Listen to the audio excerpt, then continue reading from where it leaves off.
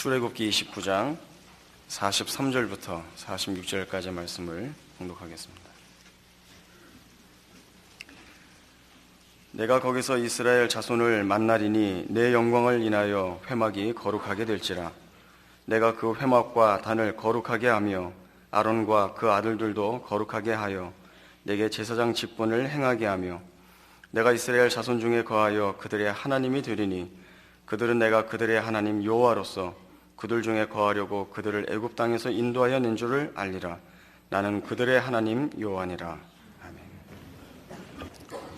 오늘 본문에서 보시다시피 출애굽 사건의 궁극적인 목적은 45절과 46절에 나오는 바와 같이 내가 이스라엘 자손 중에 거하여 그들의 하나님이 되리니 그들은 내가 그들의 하나님 여호와로서 그들 중에 거하려고 그들을 애굽 땅에서 인도하여 낸 줄을 알리라. 나는 그들의 하나님 여호와니라 라는 이 본문 속에 분명히 나와 있습니다. 그러니까 출애굽 사건은 제목이 출애굽기니까 자꾸만 애굽에서부터 탈출한 해방과 자유에 관한 것으로만 이해가 되고 왜 그 일이 일어났고 그 일이 가지는 목적이 무엇인가는 자칫하면 놓치기 쉽습니다. 앞 시간에서도 말씀드린 바와 같이 출애굽기에 제일 많이 할애된 내용은 성막에 관한 것입니다.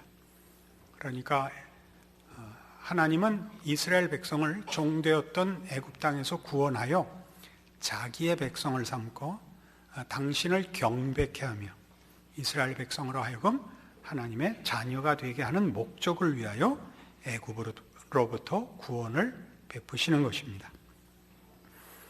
그래서 이 바로의 종으로 있을 때 살던 그 비참함과 또 억압과 곤고함으로부터 구원함을 얻은 이 백성에게 하나님이 바로와 대조되는 통치자로서 그들의 하나님이 되어 그들에게 무엇을 베풀며 무엇을 목적하는가를 이제 보이십니다. 그 중에 대표되는 이 출애굽기에 소개된 두 가지가 바로 율법과 성막입니다.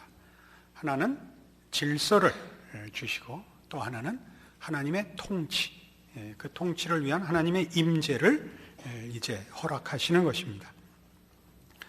그런데 이 성막에 관한 내용들을 보시면 앞선 시간들에서도 잠깐 설명을 드렸다시피 25장에서 31장에 이르는 내용 속에서는 성막을 어떻게 지어야 하는가를 세밀한 부분까지 하나님께서 직접 설명하시는 부분이고 35장에서 40장까지에는 그걸 이스라엘 백성이 어떻게 지시한 대로 세밀한 부분까지 그 말씀에 맞추어서 지었는가 하는데 다 할애되고 있습니다. 말하자면 성막이 얼마나 아름답고 그래서 얼마나 백성들이 보고 감탄했는가 하는 감상에 관한 얘기는 없습니다. 즉 하나님께서 이스라엘 백성 중에 임재하시고 저들과 함께 하시는 일은 순종을 통하여 일어난다 하는 것을 성경이 가르치고 있습니다. 하나님께서 이스라엘 백성에게 하나님이 되시고 저들을 자기 백성 삼으시며 하나님의 거룩하심과 의로우심과 진실하심으로 이제 왕노릇하려 하십니다. 이것은 하나님의 작정이요 하나님의 능력으로 허락된 것이고 약속한 것이기 때문에 일어날 것입니다. 그러나 그 약속의 대상인 인간이 이것을 순종해야만 그 자신의 것이 됩니다. 하나님이 베푸시는 어떠한 은혜도 그 은혜의 대상이 그걸 받아들이지 않으면 효과가 없습니다. 이 문제를 요한복음 15장에 오면 우리 대표적인 예수님의 포도나무 비유에서 이렇게 더 자세히 설명되어져 있습니다. 신약성경 요한복음 15장 5절입니다.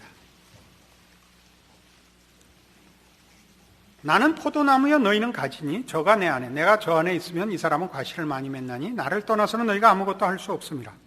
사람이 내 안에 거하지 아니하면 가지처럼 밖에 버리어 말라지나니 사람들이 이것을 모아다가 불에 던져 사르느니라. 너희가 내 안에 거하고 내 말이 너희 안에 거하면 무엇이든지 원하는 대로 구하라. 그리하면 이루리라. 너희가 과실을 많이 맺으면 내 아버지께서 영광을 받으실 것이요 너희가 내 제자가 되리라.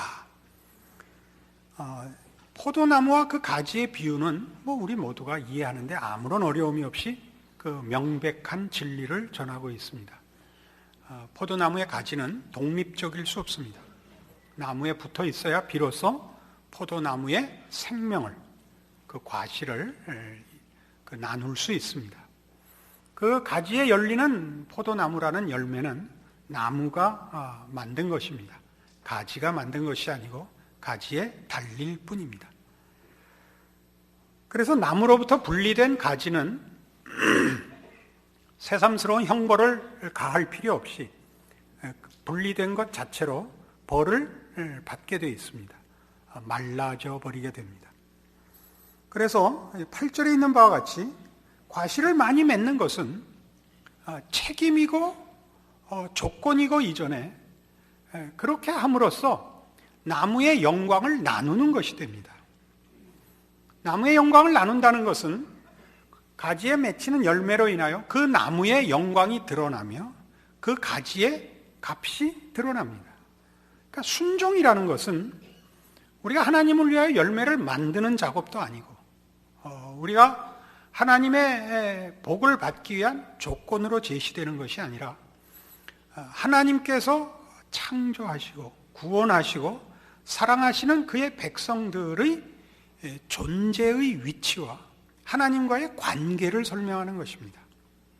그러니까 우리 모두는 하나님 없이는 존재할 수도 없고 존재의 의미나 가치를 스스로 창출할 수도 없습니다. 이러한 일들은 하나님께서 이스라엘 백성 중에 거하시지만 저들의 순종을 통하여 하나님의 하나님 되심이 드러나고 영광이 나타나기를 원하신다는 차원에서 우리 이 출애굽 사건을 그 성막의 의미를 분명히 해야 됩니다.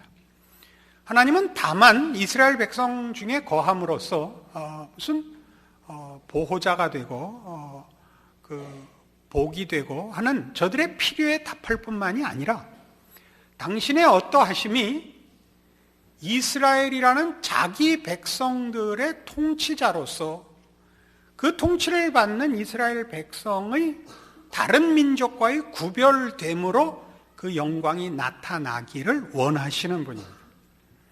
그것은 차별을 위해서가 아니라 하나님의 창조주 되심과 구원자 되심의 높으심과 복되심과 충만하심이 창조주 하나님이요 구원주 하나님이요 게다가 우리의 아버지로서 가지는 사랑과 은혜에 근거합니다. 이런 일들은 우리 지금 현대를 사는 우리 신자들에게도 동일한 하나님의 약속이며 우리가 가져야 할 신앙의 원리들입니다. 에베소서 1장에 가시면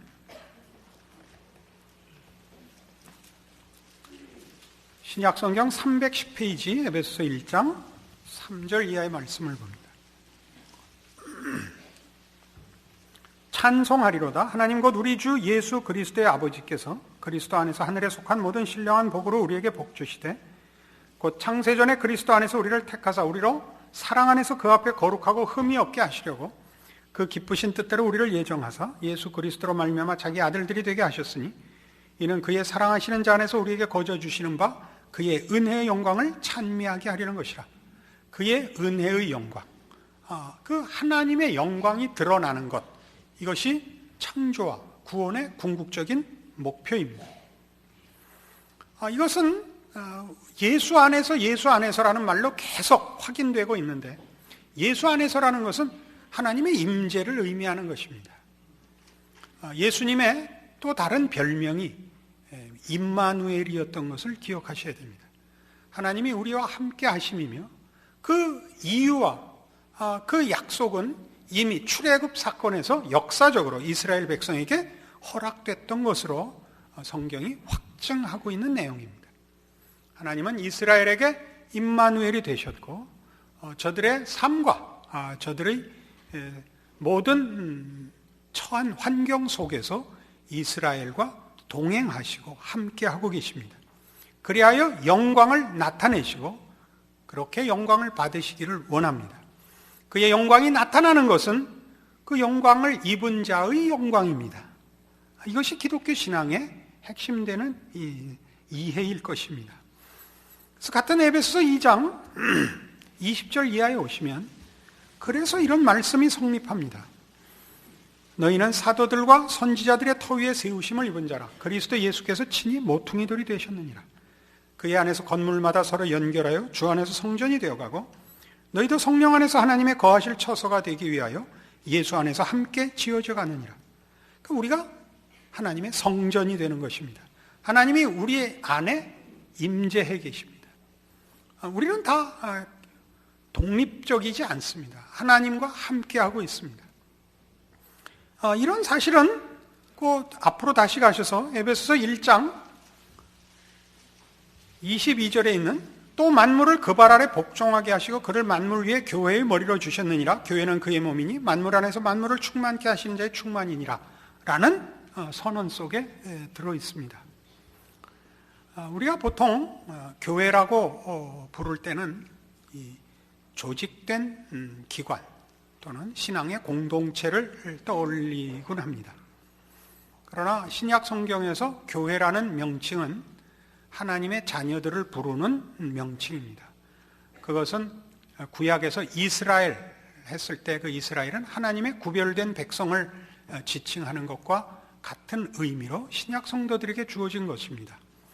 구약의 하나님의 백성들이 민족이라는 단위로 구별됐다면 신약에 와서는 예수 그리스도를 믿는다는 신앙 고백으로 구별되기 때문에 신약 시대의 하나님의 백성을 칭하는 호칭으로 교회가 등장합니다. 그러나 이 교회라는 말은 각 개인이 하나님을 믿고 하나님의 자녀가 되어서 받는 이름이면서 동시에 다른 이름들, 성도라든가 신자라는 것과는 다른 의미 때문에 교회라는 이름을 씁니다. 성도라는 것은 믿지 않는 자들과 구별해서 쓰는 표현이고, 신자라고 할 때는 신앙 고백을 기준해서 하나님을 믿는 자로, 예수를 믿는 자로 초점을 둘 때 쓰는 호칭입니다. 교회는 예수 그리스도와 연합된 자라는 뜻에서 쓰는 호칭입니다. 그러니까 교회는 지금 에베소서 1장 22절 23절에서 본 바와 같이 그리스도의 몸입니다. 그리스도의 몸이란 건 그리스도와 각 신자가 연합되어 있다는 뜻입니다. 유기적으로 연합되어 있어서 둘을 분리할 수가 없습니다. 우리 신체 기관이 머리와 몸이 연합되어 있는 것과 같은 개념입니다. 생사를 같이 하며 화복을 같이 하는 그런 존재입니다. 그런 이름으로 쓰는 것이 교회입니다. 그러니까 하나님께서 이스라엘 백성 중에 강림하시고 저들의 삶과 저들의 상황에 함께 하시는 그 약속의 실체가 그리스도 예수 안에서 이제 주어져 있는 것입니다. 하나님은 각 성도들의 존재와 삶과 운명에 유기적으로 연합된 함께 그 일을 경험하고 결정하고 운명 짓는 우리 안에 계시는 우리입니다. 이걸 관념론적으로 생각하지는 마십시오. 그래서 이것이 어떤 의미를 가지느냐 할 때 신앙 공동체로서 조직된 기관으로서 교회를 생각할 때도 바로 이런 개념의 이 공동체라는 걸 놓치지 않아야 됩니다. 이런 개념의 공동체라는 것은 그리스도께서 우리를 당신과 묶어서 뭘 하려고 했느냐 할 때 우리가 출애굽 기사에서 보듯이 종되었던 애굽에서 꺼내어 하나님의 자녀로 만드는 것, 이것이 목적이었듯이 예수 그리스도의 십자가로 말미암아 죄와 사망에서 구원해낸 그의 백성들을 구원의 완성을 위하여 그리스도와 묶었다는 사실을 기억해야 됩니다. 그러니까 교회에서 일어나야 할 일은 무엇이냐? 에베소서 3장 14절 이하에 이렇게 설명합니다. 이러함으로 내가 하늘과 땅에 있는 각 족속에게 이름을 주신 아버지 앞에 무릎을 꿇고 비노니 그 영광의 풍성을 따라 그의 성령으로 말미암아 너희 속사람을 능력으로 강건하게 하옵시며 믿음으로 말미암아 그리스도께서 너희 마음에 계시게 하옵시고 너희가 사랑 가운데서 뿌리가 박히고 터가 굳어져서 능히 모든 성도와 함께 지식에 넘치는 그리스도의 사랑을 알아 그 넓이와 길이와 높이와 깊이가 어떠함을 깨달아 하나님의 모든 충만하신 것으로 너희에게 충만하게 하시기를 구하노라. 이 충만입니다. 어떤 충만이요? 하나님의 충만으로 충만해지는 것입니다. 아까 본 에베소서 1장에서 교회는 그의 몸이니 만물 안에서 만물을 충만케 하시는 자의 충만이니라 해서 확인됐던 것과 같은 것입니다. 그러니까 기본적으로 교회로 부름받은 이유는 우리가 얻은 구원의 부정적인 부분만 말고 긍정적이고 적극적인 의미에서 그리스도 예수 안에서 하나님의 모든 충만함으로 충만되어져야 되는 일로 인하여 그리스도와 연합되어 있고 우리의 현재 신앙 고백 이후의 삶이 이유를 가지는 것입니다. 이런 강조를 왜 해야 하느냐 하면 우리는 구원이 부정적인 차원에서 억압과 비극에서부터의 해방에서 끝나고 그 다음에 내가 주를 위해서 해야 할 일로 생각하는 이들이 많이 있습니다. 그래서 하나님의 사람으로 하나님으로 인하여 충만해지는 하나님의 영광의 찬송이 되는 일들로 인하여 하나님이 교회를 허락했다는 것을 놓치고 구원받은 자로서의 해야 할 책임들과 헌신들이 너무 일찍 소원이 되어서 본인이 하나님의 사람으로 커가는 것에 비례하여 나타나야 할 세상과의 구별이 세상의 가치들로서 기독교를 구별하고 싶은 일반 가치 속에서의 더 나은 존재로서의 싸움으로 빗나가게 됩니다.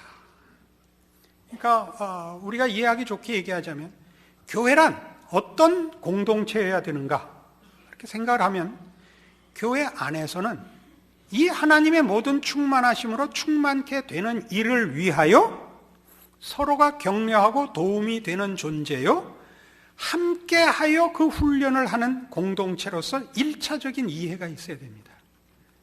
왜냐하면 우리는 같은 신앙 고백을 가지고도 사랑하고 용서하고가 잘 안 되는 존재들이거든요.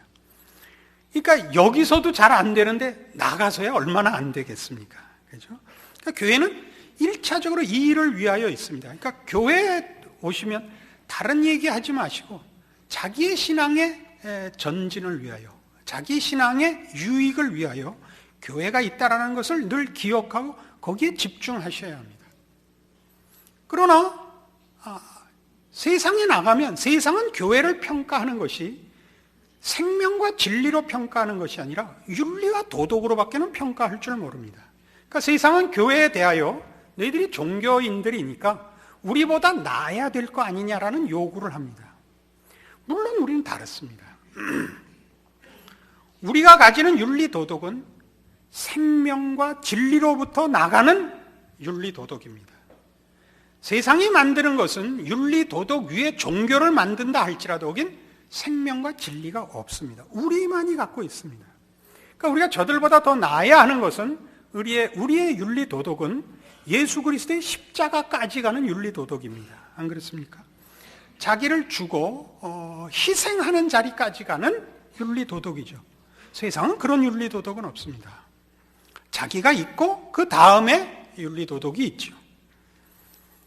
그러나 이 싸움에 우리가 말하자면 실족하기도 하고 도전을 받기도 하는 것은 물론 근본적으로 남들보다 더 나은 뿌리와 내용을 갖고 있음에도 불구하고 그렇지 않은 자들의 수준에도 미치지 못한다는 공격을 받을 때 우리 할 말이 없습니다. 우리가 물론 많이 반성해야 되는 부분입니다.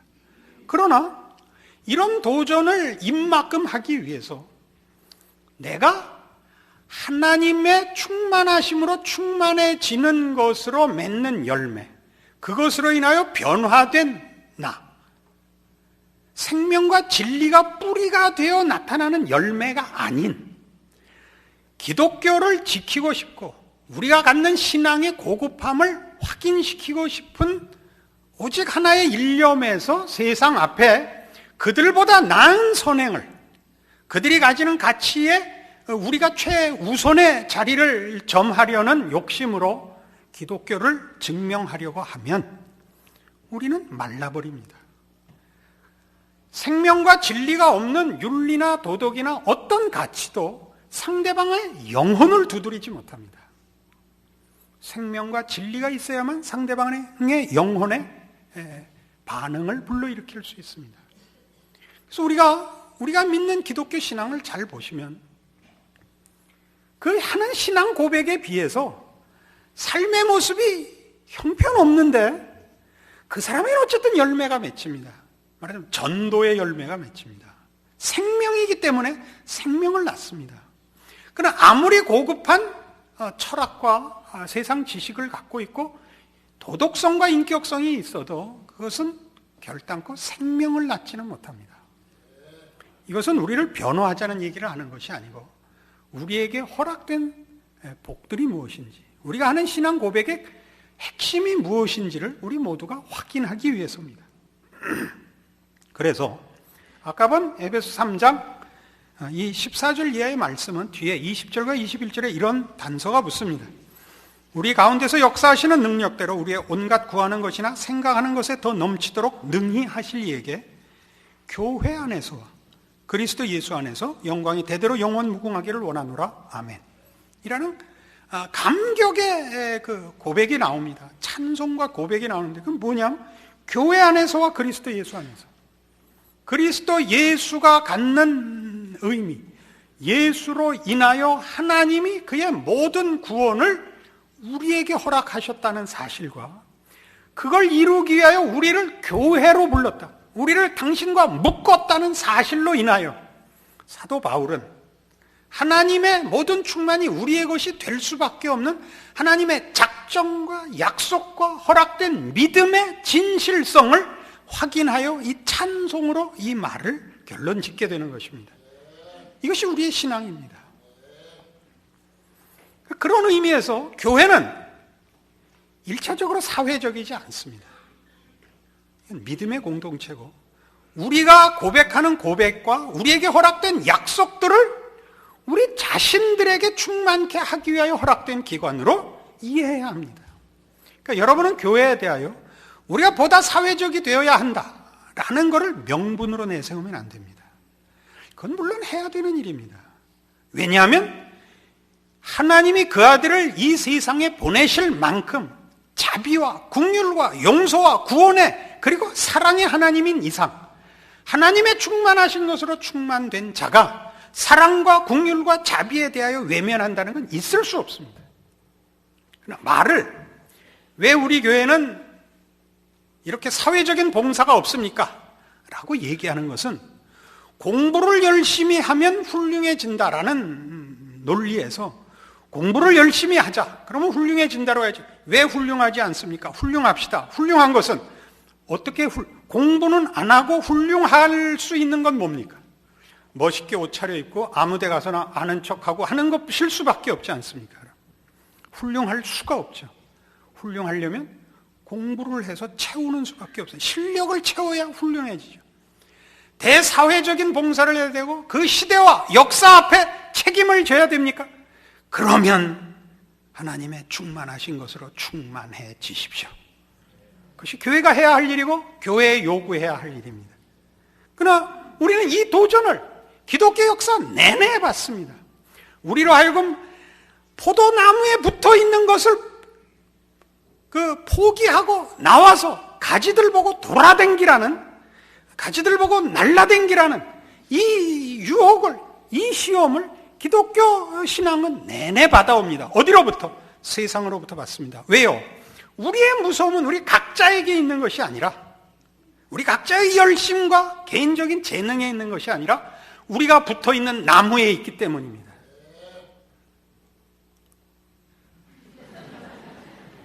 모두를 대표로 해서 한 걸로 인정을 하고, 그래서 성경은 이 교회에 대한 의미와 이 교회의 이 중요한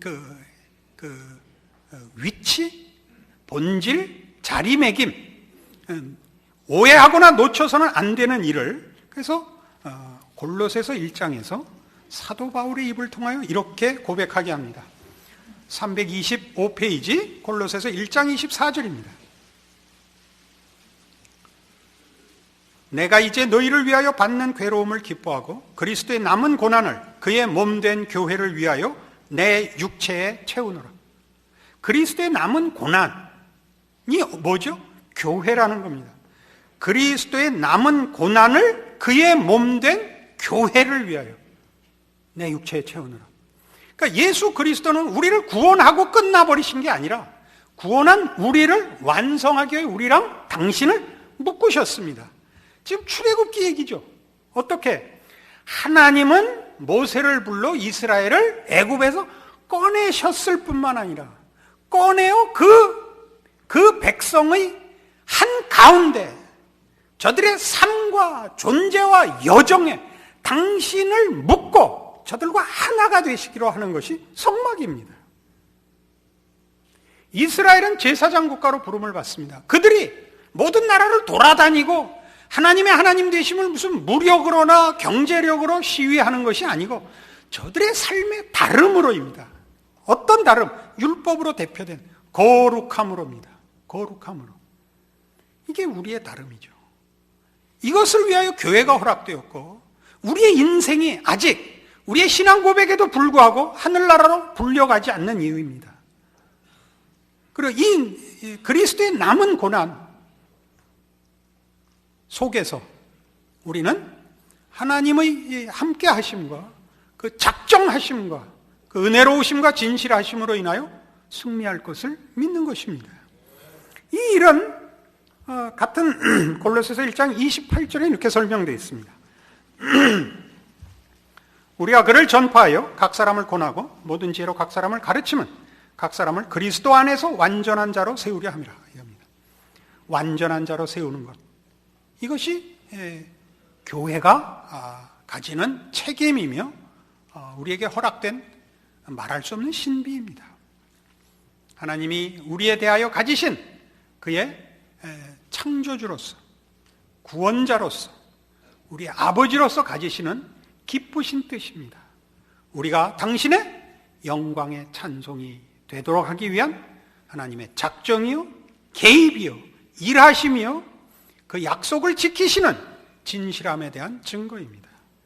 여러분 각자가 어떠한 은혜와 인도함 속에 여기까지 왔는지를 말씀으로 깊이 확인하시고 남은 여생이 하나님의 자녀로서 도대체 어디까지, 어느 지경까지 인도함을 받는지 기대하시는 그런 신앙생활이 되고, 또 하나님과 함께하여 세상 앞에서 여러분은 다르다라는 항복을 받아내셔서 여러분을 통하여 하나님이 증거되고 그 영광을 받으시고 여러분에게는 늘 하나님과 함께하는 기쁨과 찬송이 넘치는 그런 신자의 인생이 되기를 바랍니다. 기도하십시다. 하나님 아버지 은혜를 감사합니다. 하나님의 자녀로 사는 것의 기쁨을, 하나님의 작정을, 그 은혜로우시고 영광되고 놀라운 우리의 믿음을, 허락하신 믿음을 확인했습니다. 우리를 이 자리까지 인도하신 하나님이 우리를 필경 그 약속의 완성까지 이루게 하실 줄 믿습니다. 그리고 그 모든 과정이 참으로 놀라운 하나님의 약속에 의하여 진전되고 확인되고 처음으로 맛보는 기적의 삶이요 하나님의 영광으로 가는 과정인 것을 인정합니다. 그 기대와 믿음으로 우리의 삶을 주 앞에 바치고 순종하여 하나님으로부터만 우리의 힘과 필요와 가치와 보상을 얻는 신자의 마땅한 순종의 삶을 사는 승리와 기쁨이 있게 하여 주시옵소서. 예수님 이름으로 기도합니다. 아멘.